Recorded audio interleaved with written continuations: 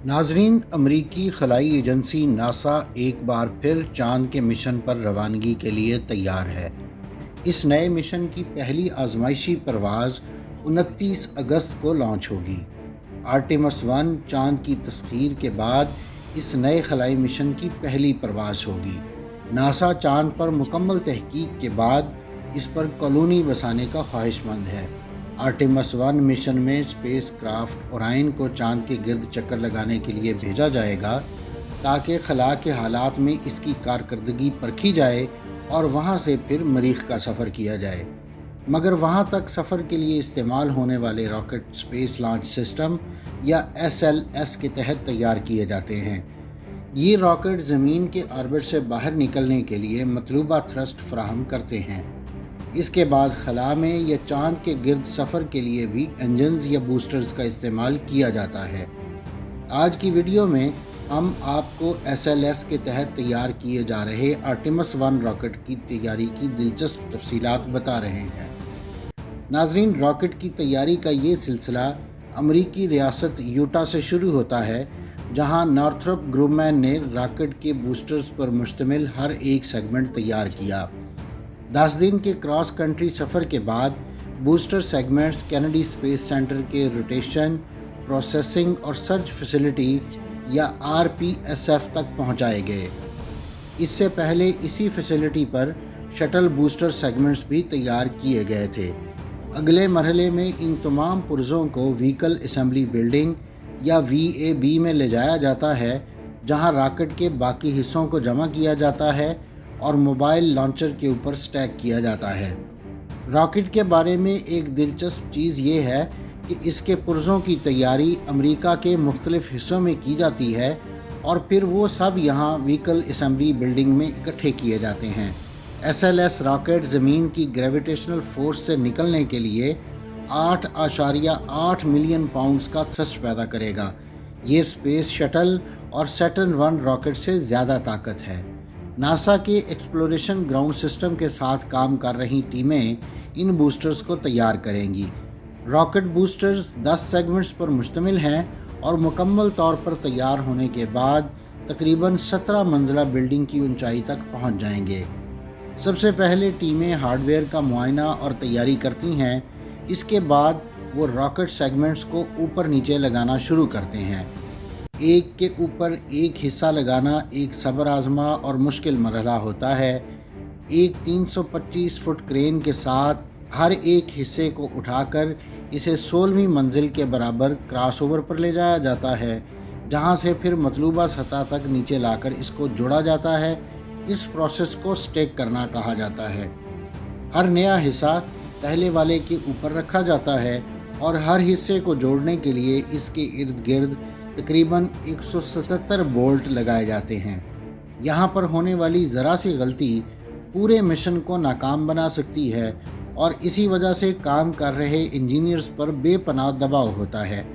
Senior engineers की एक पूरी टीम मौजूद होती है जो ऑपरेशन की हर मरहले की निगरानी करती है और ये यकीनी बनाती है कि फ़्लाइट हार्डवेयर की तैयारी का तमाम काम बग़ैर किसी गलती के मुकम्मल कामयाबी से हुआ है। अब बूस्टर सेगमेंट्स के साथ मोबाइल लॉन्चर पर मुकम्मल तौर पर स्टैक हो चुका है और अब बारी है कोर स्टेज इन दोनों बूस्टर्स के साथ जोड़ने की, जो कि नासा के पेगासस बार्ज पर 900 मील के सफ़र के बाद अब पहुंच चुका है। नासा का बनाया गया अब तक का ये सबसे बड़ा रॉकेट स्टेज है। आर्टेमिस 1 रॉकेट की तैयारी के लिए ये सबसे अहम हिस्सा है। 212 फुट लंबा और 1,88,000 पाउंड वज़नी ये कोर स्टेज मिसिसिपी के स्टेनस स्पेस सेंटर में तैयार किया गया है। इसकी तैयारी के बाद इसके मुख्तलिफ टेस्ट भी किए गए थे, जिसमें इसकी ग्रीन रन सीरीज़ भी शामिल है, जिसमें कोर स्टेज की कारकर्दगी को सही मानों में आजमाया जाता है। इस सीरीज़ में 8 राउंड शामिल थे, जिनमें इसके मुख्तलिफ सिस्टम्स को चेक किया जाता है। 7 लाख गैलन से ज़्यादा प्रोपेलेंट कोर स्टेज में इस्तेमाल किया जाता है, जो इसके 25 RS इंजनों से 8 मिनट तक फायर किया जाता है और फिर कामयाब फाइनल टेस्ट के बाद इसको अगले मरहले में पहले से तैयार किए गए रॉकेट बूस्टर्स के साथ जोड़ने के लिए भेजा जाता है।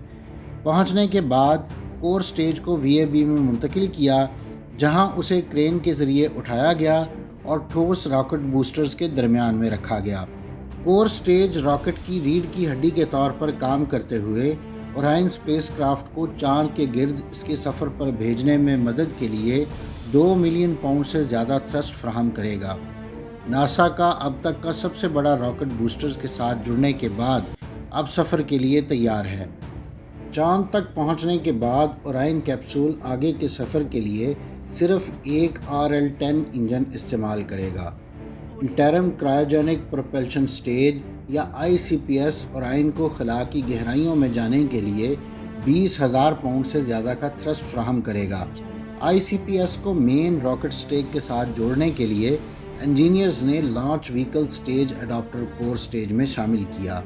ये ओरायन कैप्सूल को सर्विस मॉड्यूल के साथ उसकी मंजिल तक ले जाएगा जो चांद होगी, लेकिन खलाई जहाज़ को रॉकेट से मुंसलिक करने से पहले इस बात को यकीनी बनाया जाएगा कि SLS के तमाम हिस्से एक दूसरे के साथ कम्युनिकेट कर रहे हों, जबकि ज़मीन पर मौजूद मिशन कंट्रोल के साथ भी उनका राब्ता हो।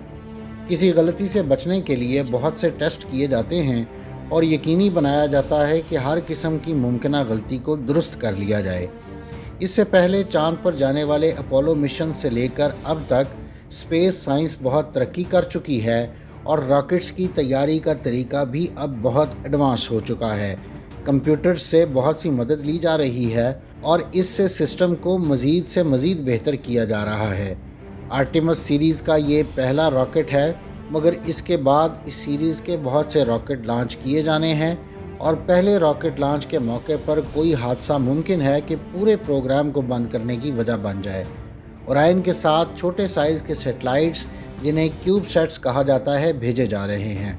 ये क्यूब सेट्स डीप स्पेस में मुख्तलिफ तजर्बात और तहकीक करेंगे ताकि हमें वहाँ के मुतालिक अहम मालूमात मिल सकें।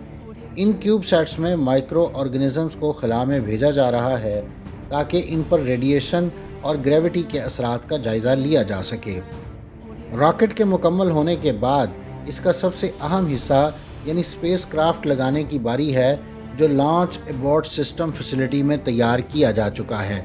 दरअसल ये रॉकेट का सबसे अहम हिस्सा है और किसी हंगामी सूरत हाल में अमले की हिफाजत के लिए ये एक बहुत अहम निज़ाम है। इस हिस्से को आहिस्ता आहिस्ता VAB तक लाया जाता है, जहां आमद के बाद एहतियात से इसे ओरायन स्टेज अडॉप्टर पर उठाकर लगा दिया जाता है। इसके साथ ही दुनिया में अब तक के सबसे ताकतवर रॉकेट का स्टेक करना मुकम्मल हो गया है। आर्टेमिस 1 मिशन में कोई अमला नहीं जाएगा, ताहम आर्टेमिस 2 वो पहला मिशन होगा जिसमें 4 खलाबाजों पर मुश्तमिल अमले को भेजा जाएगा, लेकिन ये चांद पर उतरने की बजाय सिर्फ चांद का चक्कर लगाकर वापस आ जाएगा। आर्टेमिस 3, जिसे 2024 में लॉन्च करने की तवक्को की जा रही है, उसमें चांद के जनूबी कुतब पर एक मर्द और एक खातून खलाबाज को उतारा जाएगा और ये सन 1972 के बाद पहला मौका होगा जब खलाबाज चांद की सतह पर कदम रखेंगे।